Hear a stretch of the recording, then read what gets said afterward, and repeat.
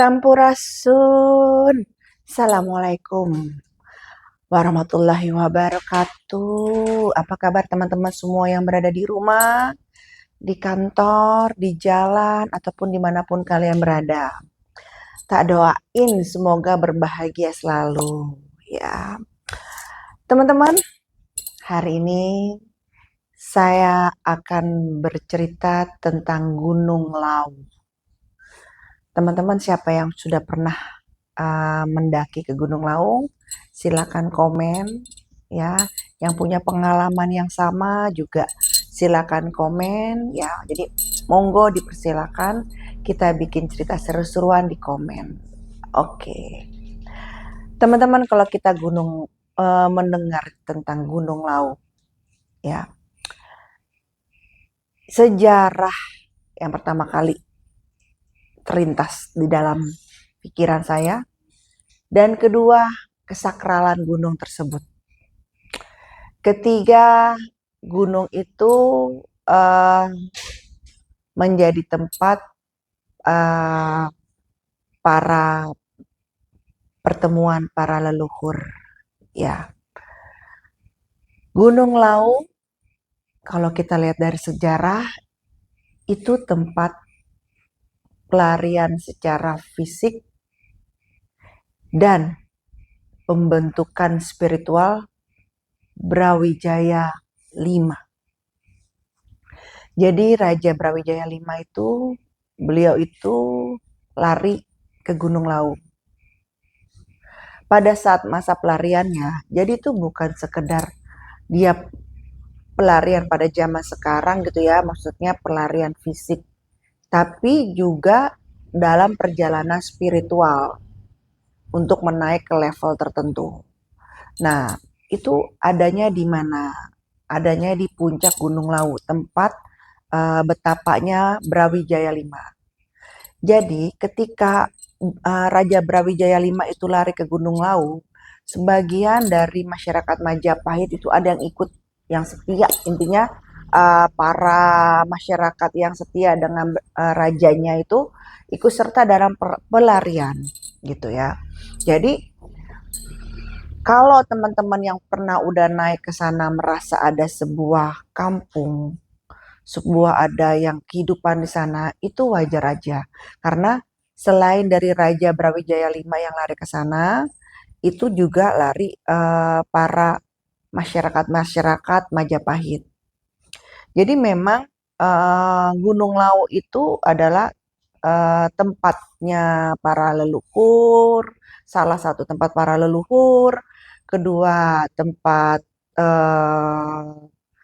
para tokoh-tokoh spiritual ingin mendapatkan apa istilahnya tuh, mendapatkan restu ya dari para leluhur yang ada di sana.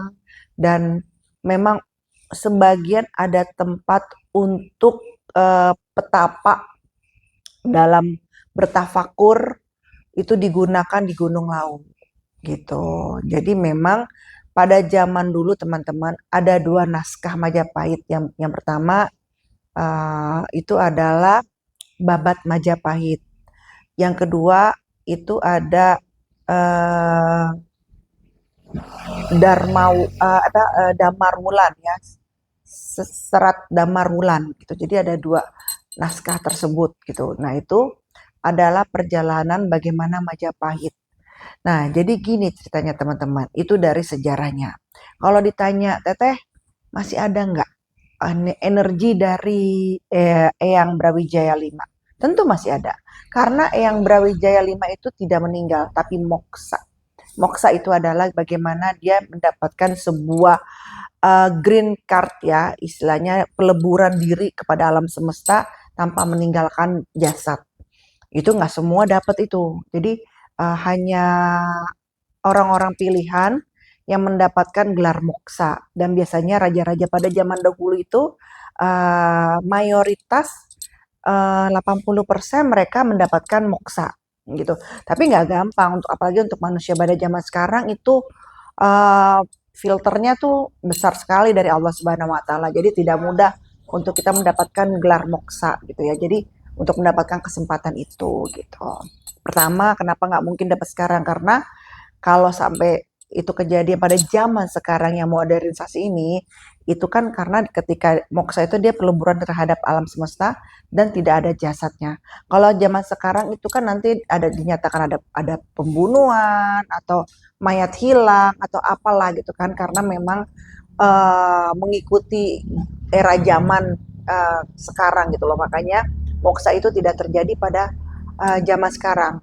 Ada, tapi mungkin hanya ya nggak lebih dari 10 orang gitu ya.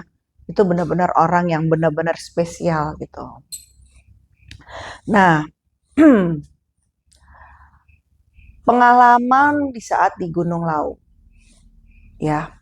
Jadi sebelum saya bercerita tentang pengalaman saya di sana, saya ingin menarik kisah yang sangat jauh.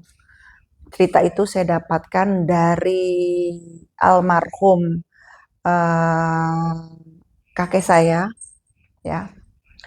Jadi memang pernah ada kejadian itu kalau tidak salah kurang lebih tahun 8 87-an ya. Jadi ada beberapa anak-anak ya, itu dia ngedaki gunung. Nah, itu ada nggak beberapa, justru banyak, ada 100 apa ya, pokoknya banyak lah, itu dalam kayak kemah kayak pramuka gitu, semacam seperti itu gitu ya, pada tahun 87-an. eh, ada anak santrinya juga gitu ya, jadi itu menjadi media besar kok, menjadi media besar gitu pada saat itu gitu ya. Jadi dia tuh naik gunung. Nah, disclaimer ya, ketika memang naik Gunung Lau, itu pertama memang kita harus benar-benar paham secara medan, ya. Kedua, kita harus tahu hari itu tuh jatuhnya hari apa. Apakah malam satu suro atau malam Muharram, apakah malam-malam yang disakralkan. Itu untuk Gunung Lau. Salah satunya itu pakem, pakem yang harus diikutin gitu. Jadi harus tahu wetonnya. Kalau Jawa ya, harus tahu hitungan harinya, harus tahu apesnya. Memang kalau teman-teman bilang, aduh ribet banget teteh, ya memang ada beberapa gunung itu harus terjadi gitu. Nah, itu yang harus disampaikan juga kepada para pendaki. Jadi yang namanya kita ingin mendaki itu, dan untuk para orang-orang yang sebagai apa ya istilahnya, kalau yang mengantar orang mau naik gunung itu juga harus paham, dan orang penduduk di setempat juga harus paham gitu loh. Jadi bila mana kayak kuncen-kuncen seperti itu, bila mana gunung gunung tersebut sedang ada hajat, sedang ada malam sakral, itu sebaiknya tidak ada yang mendaki gitu. Itu bukan sebuah mitos, karena perlu teman-teman ketahui, penguasa dari Gunung Lawu itu adalah Sunan Lawu. Jadi kan emang ada 7 sunan yang menjaga gunung yang berada di Nusantara. Ada Sunan Merapi, Sunan Lawu, gitu kan, Sunan Salak. Jadi banyak gitu loh. Nah, beliau itu para wali Allah yang memang secara spiritual gitu ya, yang diberi tugas untuk menjaga uh, kehidupan yang ada di Gunung Lawu gitu. Nah, itu posisinya di mana sih teh yang paling sakral? Kalau teman-teman udah pernah naik yang bentuknya seperti kayak jembatan gitu, nah itu adalah salah satu tempat yang sakral.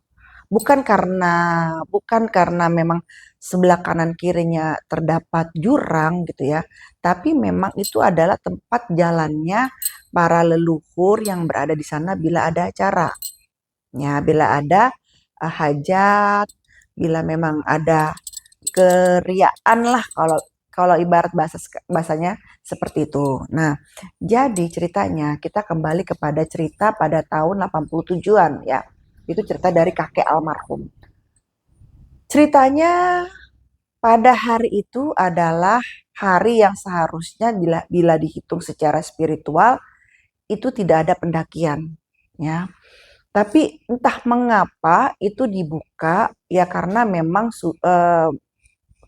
bisa jadi memang yang ada sebagian orang yang percaya atau tidak percaya itu kan memang sudah ada sejak zaman dulu ya gitu. Dan dia bawa siswa itu banyak sekali uh, untuk kemah di sana. Ceritanya mungkin teman-teman pernah dengar cerita saya bahwa Gunung Merapi itu ada hubungan dengan Ibunda Kanjeng Ratu Pantai Selatan. Begitupun dengan Gunung Lawu. Jadi sesuai dengan arah mata angin gitu ya.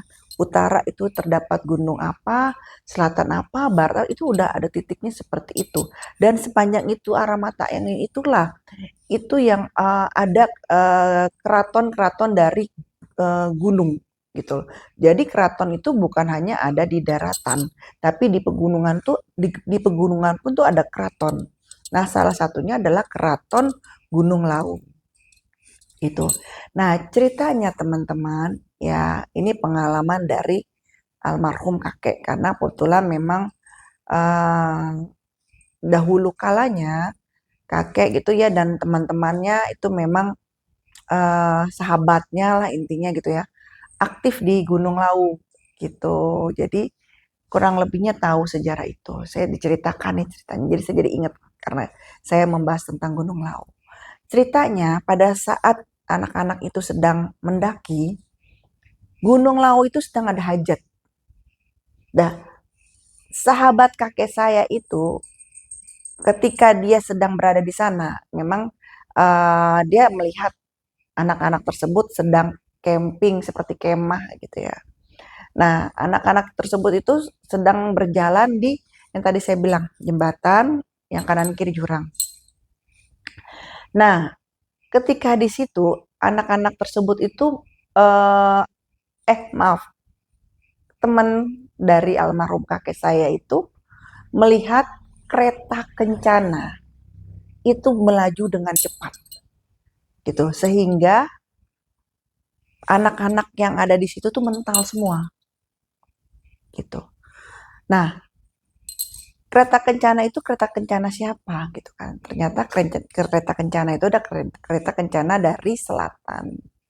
Maksud dan tujuannya apa gitu ya. Nah, pertanyaannya, Teh, berarti itu ditabrak dong oleh kereta kencana ibu gitu. Atau Teh, berarti anak-anak yang meninggal pada tahun tersebut dijadikan tumbal dong gitu. Nah, bukan seperti itu teman-teman ya. Jadi seperti sebuah energi ya, metafisika. Kalau kita meniupkan tidak terlihat kan, tapi ada dorongan gerakan energi ya, entah itu melambai kertas, entah itu kertas jatuh. Seperti itulah energi. Karena energi dari kereta kencana itu yang sangat besar dan itu jalurnya, ibaratnya loh, emang ini jalurnya. Jadi ya bukan karena ditabrak, tapi memang karena itu udah jalurnya, ya kayak kita kalau ada acara di acara kenegaraan gitu ya, ya udah jalurnya, oh jadi otomatis dia akan menyingkir gitu loh. Nah itu adalah yang terjadi seperti itu. Dan eh, cerita dari almarhum teman kakek saya itu, ketika kejadian kecelakaan itu kan dicari nih, hilang. Nah, Basarnas itu kan nyarinya ya di jurang atau di ya pokoknya karena kejadiannya di situ otomatis nyarinya di bawah ya. Itu nggak ketemu jenazahnya. Itu udah hampir keesokannya tuh tidak ketemu jenazahnya. Tahu nggak ketemunya di mana? Jadi para anak-anak itu nyangkut di pohon, kelempar-lempar ke sebar-sebar di pohon gitu. Nah, itulah yang harusnya kan logikanya ketika dia jatuh, harusnya dia ke bawah dong, ke jurang. Ini enggak, kelemparnya malah ke pohon. Jadi mereka tuh kayak apa ya? Kalau bahasa sekarang tuh nyangkut, nyangkut di pohon-pohon gitu. Nah, itu yang ngasih tahu siapa? Itu almarhum dari sahabat dari kakek saya. Jadi ceritanya kan pada nyari ini semua, pada nyari. Nah, ketika kereta kencana itu lewat, memang kencang menuju puncak. puncak puncak Gunung Lawu, dan memang di sana itu kan ada tempat petapaannya Brawijaya 5, ya kan, dan di sana juga tempat yang Sunan Lawu. Nah itu kan kencang kan jalurnya. Nah itu anak-anak itu menghalangi istilahnya jalan beliau. Ya energinya begitu besar kena angin hembusan itu.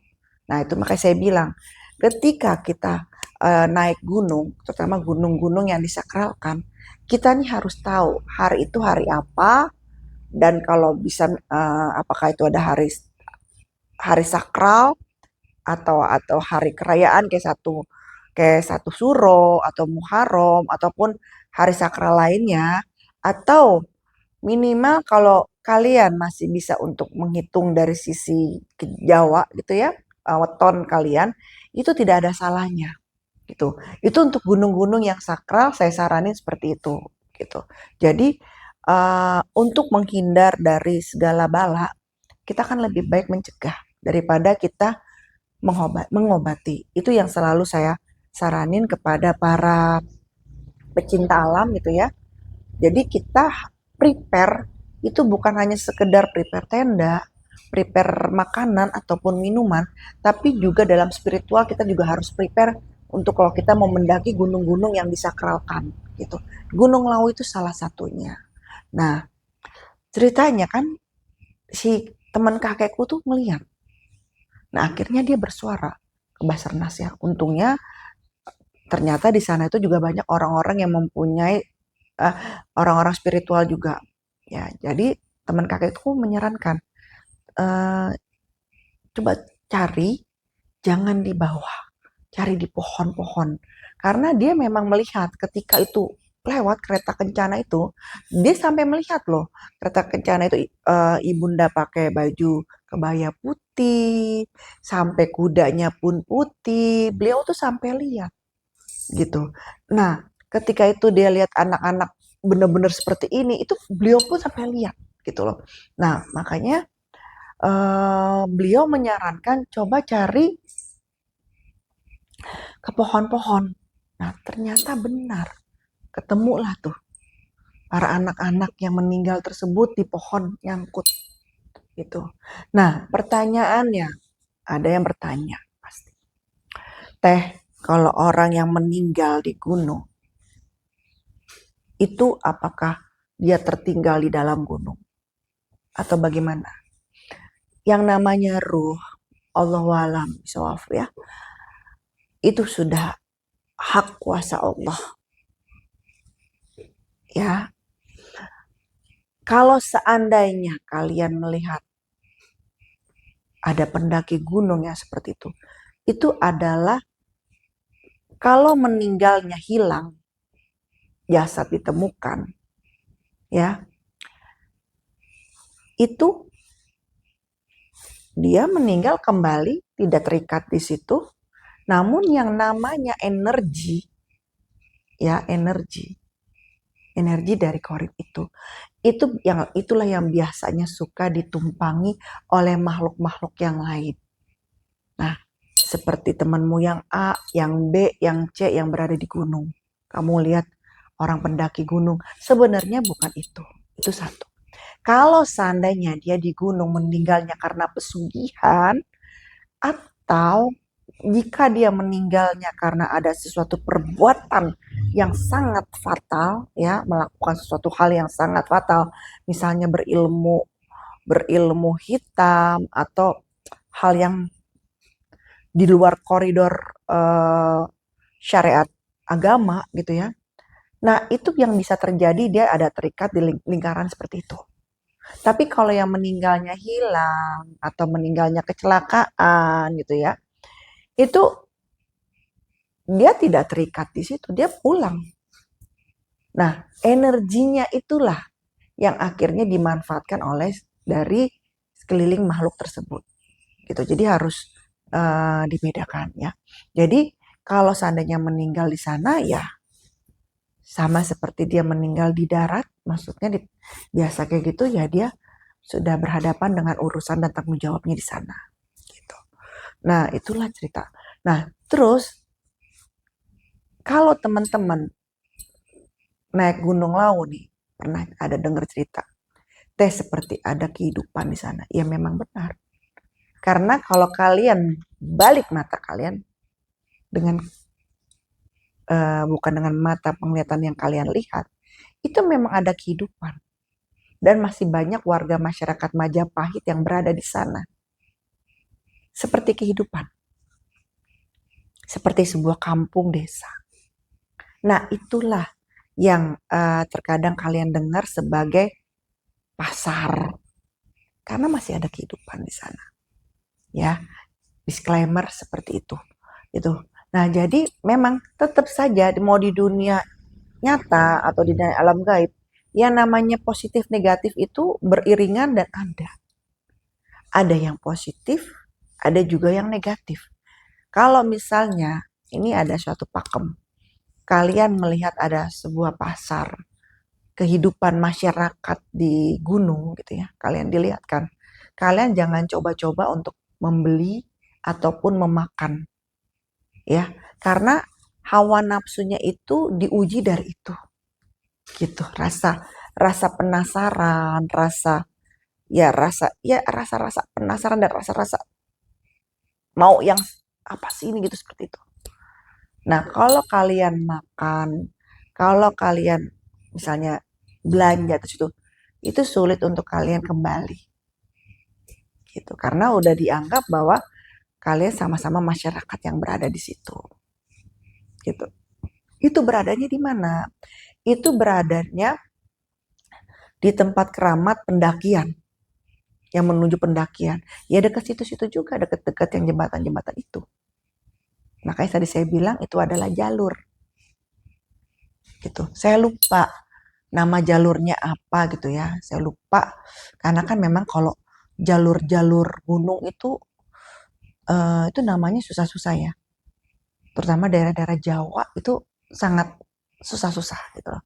Jadi untuk kalian yang ada di Gunung Lawu ya itu harus hati-hati karena gunung itu adalah gunung perbatasan antara Magetan ya, Jawa Tengah dan Jawa Timur. Jadi salah satu gunung yang menurut saya sakral dan di puncak Gunung Lawu itu adalah tempat moksanya Eyang Brawijaya kelima. Jadi ketika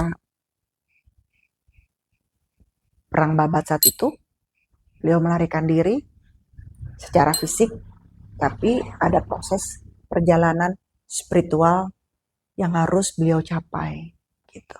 Sehingga Eyang Brawijaya lima itu moksa di puncak Gunung Lawu. Begitupun dengan masyarakat-masyarakat yang di Majapahit itu ikut. Gak semua sih. Jadi yang benar-benar ngabdi, benar-benar takluk ya dengan rajanya, benar-benar orang dalamnya, benar-benar lah ya. Itu yang mencintai beliau yang sangat, itu yang ikut dengan pelarian beliau. Sehingga membangun desa di Gunung Lawu, termasuk desa yang tidak terlihat. Gitu. Karena itu suka ada perayaan, dan untuk kalian yang ingin mau mendaki ke Gunung Lawu, mohon hati-hati. Karena antara kalian dengan desa yang tidak terlihat itu sangatlah seperti uang logam yang bermata dua, sangat tipis. Dan di desa itu mereka masih menjalankan kehidupan selayaknya manusia, mereka berdagang, ya, ya selayaknya manusia gimana, gitu ya. Jadi ada perjanjian tertentu apa terhadap para pengikut dari yang Brawijaya 5 gitu ya, sehingga bahwa perkumpulan mereka, desa mereka itu memang ditutupi dengan suatu hal selimut gaib berada di sana gitu ya. Termasuk yang Brawijaya 5 juga beliau moksa gitu ya. Jadi ditutup oleh sebuah halimun yang menurut saya tebal tapi bisa dibilang tipis. Kenapa tipis? Karena tipis antara kehidupan gaib dan kehidupan nyata. Gitu.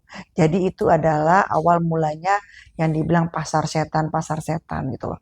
Sebenarnya saya sih nggak mau bilang itu pasar setan ya, tidak berani gitu ya, karena konotasi setan itu kan hal yang menyeramkan gitu ya. Kalau ini tidak bisa dibilang itu juga, tidak bisa dibilang setan juga gitu loh, karena memang ada hal yang tidak kita pada umumnya ketahui bahwa ada perjanjian tertentu terhadap yang Brawijaya 5 terhadap masyarakatnya gitu. Sehingga Majapahit energinya masih berada di sana. Salah satu titiknya. Energinya berada di Gunung Lawu gitu. Untuk teman-teman, untuk yang ingin ke Gunung Lawu, saran aku tadi jangan pada saat ada hajat seperti malam 1 Suro, Muharram, terus ya hajat-hajat agama, ataupun ya kalau kalian tahu ada kuncen sedang lagi memberitahu, didengarkan saja, jangan dilawan. Maksudnya kalau kuncen itu melarang jangan naik, walaupun misalnya udara cerah, misalnya udaranya lagi tidak hujan, lagi musimnya misalnya musimnya musim panas, kok ini kalian dilarang kuncen untuk jangan naik, ikuti, turuti aja. Karena bukan lagi persoalan tentang cuaca, tapi apa? Sedang ada hajat. Jadi di dunia spiritual seperti itu, di pergoipan juga ada hajat. Gitu. Jadi bukan yang punya hajat itu hanya bukan manusia aja. Begitu. Jadi pengalaman saya waktu saya pun pernah berada di sana, cuman bedanya saya sama kalian seperti saya pernah bilang, ketika saya berada di sana, saya tidak memang bukan tipe yang memang pendaki gunung yang ada 2 tipe ya. Pendaki gunung yang memang pengen sampai puncak, emang bener-bener pendaki sejati. Yang kedua, pendaki gunung untuk spiritual. Maksudnya apa? Merasakan energi yang ada di sana, merasakan adanya sebuah napak tilas para leluhur yang ada di sana, dan tentunya juga menikmati pemandangan-pemandangan yang berada di sana gitu. Nah, saya salah satunya adalah yang nomor 2 gitu. Jadi tidak mencapai puncak atas, tapi saya lebih merasakan energi spiritual itu gitu. Kenapa? Tentunya ketika saya di sana, saya pasti akan tawasul dulu, patoknya ke Nabi Muhammad SAW ya, baru kepada para leluhur yang berada di sana, penguasa yang berada di Gunung Lawu, Ibunda Kanjeng Ratu Pramestisari Kencana Sari, itu yang juga ada hubungan dengan Gunung Lawu. Mungkin kalian kaget, kok Gunung Lawu bisa ada? Ya tentu bisa. Para raja-raja pada zaman dahulunya, ya kan? Tentu bisa, sangat melekat sekali gitu. Hubungan raja-raja dengan Ibunda Kanjeng Ratu Pramestisari Kencana Sari, Ratu Kidul. Ingat, dibedakan, ini bukan Nyi Roro Kidul ya. Gitu. Jadi hubungan silaturahmi gitu antara penguasa gunung dengan penguasa laut selatan itu memang ada ikatan spiritual. Seperti di Merapi itu juga ada ikatan spiritual, dan di situ ada penjagaan dari yang Penambahan Senopati, abdi dalamnya yang bukan abdi dalamnya, abdi Kinarsi yang setia banget, sehingga itu ya akhirnya diberikan ilmu oleh Ibunda Kanjeng Ratu Pramestisari untuk sebagai menjaga tatanan antara keraton keraton Merapi dengan keraton Selatan gitu. Begitupun di Gunung Lawu. Di sana ada Eyang Sunan Lawu. Itu beliau yang menjaga. Jadi memang ada 7 sunan yang menjaga titik-titik gunung-gunung yang dinyatakan sakral. Begitu teman-teman. Nah, untuk teman-teman, kalau teman-teman ada ide lagi bisa komen, teh di gunung ini, teh gunung ini. Kadang-kadang saya suka lupa gunung apa ya, saya udah pernah gitu ya. Karena memang saya senang perjalanan spiritual seperti itu gitu ya. Tapi itu dia, saya nggak naik sampai puncak karena saya lebih merasakan saya sebagai pendaki gunung spiritual gitu. Oke teman-teman, saya akhiri dulu perbincangan hari ini. Bila ada yang baik silakan disimpan, bila tidak ada yang baik silakan dihembuskan. Saya pamit, sampai bertemu lagi di video-video selanjutnya. Assalamualaikum warahmatullahi wabarakatuh.